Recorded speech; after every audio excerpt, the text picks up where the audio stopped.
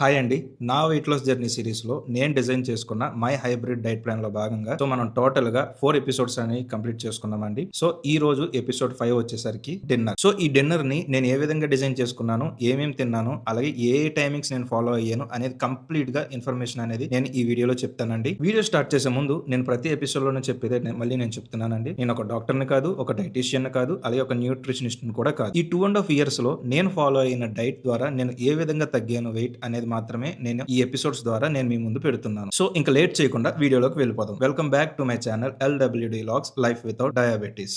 Episode 1 introduction లో నేనేం చెప్పానండి, ఈ హైబ్రిడ్ డైట్ ప్లాన్ ని నేను మొత్తం ముగ్గురిని ఆదర్శంగా తీసుకొని నేను డిజైన్ చేసుకున్నాను. వాళ్ళే మంత్రి సత్యనారాయణ రాజు గారు, అలాగే విఆర్కే గారు, అలాగే కాదర్వాలి గారు. ఇప్పుడు ఈ ఎపిసోడ్ 5 డిన్నర్ వచ్చేసరికి నేను కంప్లీట్ గా మంత్రి సత్యనారాయణ రాజు గారి డైట్ కు మాత్రమే నేను స్టిక్ అయ్యానండి. ఈ డిన్నర్ అనేది వెయిట్ లాస్ కి చాలా క్రూషియల్ రోల్ ప్లే చేస్తుందండి. ఎందుకంటే ఒక మనిషి హెల్త్ స్పాయిల్ అయిపోవాలన్నా, లేకపోతే ఒక మనిషి హెల్త్ బాగోవాలన్నా సరే మెయిన్ ఈ డిన్నరే కీ రోల్ అనేది ప్లే చేస్తుంది. ఎప్పుడైనా సరే మనం డిన్నర్ చేస్తున్నాము అంటే అది ఖచ్చితంగా రాత్రి 7 లోపు కంప్లీట్ అయిపోయేలాగా మీరు చూసుకోండి. అట్లీస్ట్ 7:30 లోపు అయినా సరే కంప్లీట్ అయిపోయేలాగా చూసుకోండి. మీరు డిన్నర్ క్లోజ్ చేసిన తర్వాత మళ్ళీ మరుసటి రోజు బ్రేక్ఫాస్ట్ అనేది తినడానికి అట్లీస్ట్ మీరు సాయంకాలం డిన్నర్ తిన్న టైంకి, అలాగే నెక్స్ట్ రోజు బ్రేక్ఫాస్ట్ తిన్న టైంకి మినిమం 12 అవర్స్ గ్యాప్ అనేది ఖచ్చితంగా మీరు మెయింటైన్ చేయాలి. ఈ 12 అవర్స్ టైం గ్యాప్ లో మీరు మంచినీళ్ళు తప్ప ఇంకేమీ తీసుకోకూడదు.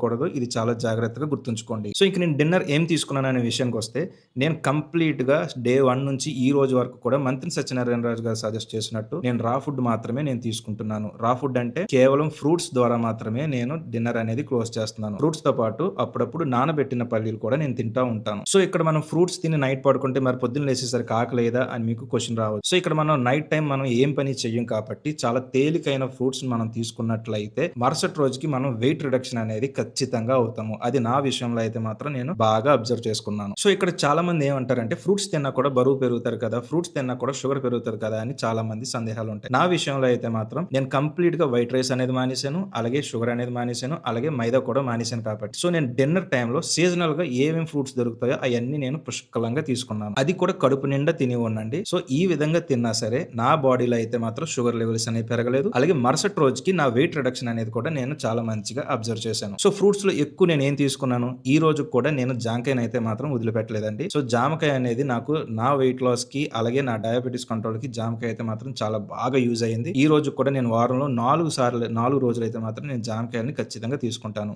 సీజనల్ ఫ్రూట్స్ ఉంటాయి. సీజనల్ ఫ్రూట్స్ అంటే మామిడి పండ్లు ఉంటాయి, సీతాఫలాలు ఉంటాయి, ఇంకా సపోటాలు ఉంటాయి. ఇవన్నీ కూడా హై స్వీట్నెస్ ఉండే ఫ్రూట్స్. ఇవి తింటే మరి షుగర్ పెరగలేదా అంటే పెరగలేదండి. నేను 12 డజన్ మామిడి పళ్ళు తిన్న రోజులు ఉన్నాయి, అలాగే డజన్ సీతాఫలాలు తిన్న రోజులు కూడా ఉన్నాయి. నాకైతే మాత్రం ఇక్కడ షుగర్ అనేది స్పైక్ అవ్వలేదు. ఎందుకు అవ్వలేదు, నేను ఇక్కడ రైస్ పూర్తిగా అవాయిడ్ చేసేసాను కాబట్టి నాకు షుగర్ అనేది స్పైక్ అవ్వలేదు. దీన్ని బట్టి కంక్లూజన్ నేను ఏం చేసుకున్నాను, మనం తినే ఆహారం ఏదైతే ఉందో అంటే రైస్ ఏదైతే ఉందో అది విష పదార్థము. ఈ ఫ్రూట్స్ ఏవైతే ఉన్నాయో అవి అమృతంతో సమానం అని చెప్పి అప్పుడు నాకు బాగా అర్థమయ్యింది. ఈ విధంగా నేను నా బాడీ మీద ప్రతి ఫుడ్ ని నేను ట్రయల్స్ వేసుకున్నానండి.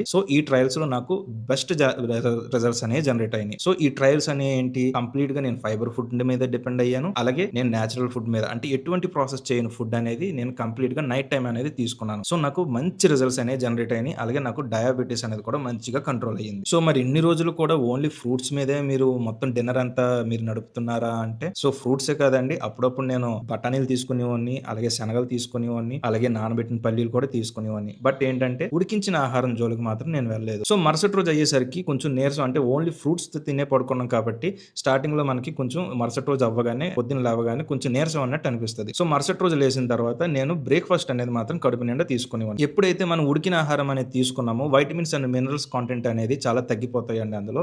మన కంప్లీట్ బ్యాలెన్స్డ్ డైట్ లో ఖచ్చితంగా వైటమిన్ అండ్ మినరల్స్ కూడా చాలా ఇంపార్టెంట్ రోల్ ప్లే చేస్తాయి. వైటమిన్ అండ్ మినరల్స్ మనకు రావాలి అంటే మనం ఖచ్చితంగా రా ఫుడ్ మీద ఎక్కువ బేస్ అవ్వాలి. బట్ నేను ఇక్కడ మళ్ళీ చెప్తున్నానండి, ఎవరైనా సరే హెల్త్ కండిషన్ మంచిగా అవ్వాలన్నా, లేకపోతే హెల్త్ కండిషన్ చెడిపోవాలన్నా, వెయిట్ తగ్గాలన్నా, లేకపోతే డయాబెటీస్ కంట్రోల్ అవ్వాలన్నా సరే మనకి డిన్నర్ అనేది 60% రోల్ ప్లే చేస్తుందని గుర్తుంచుకోండి.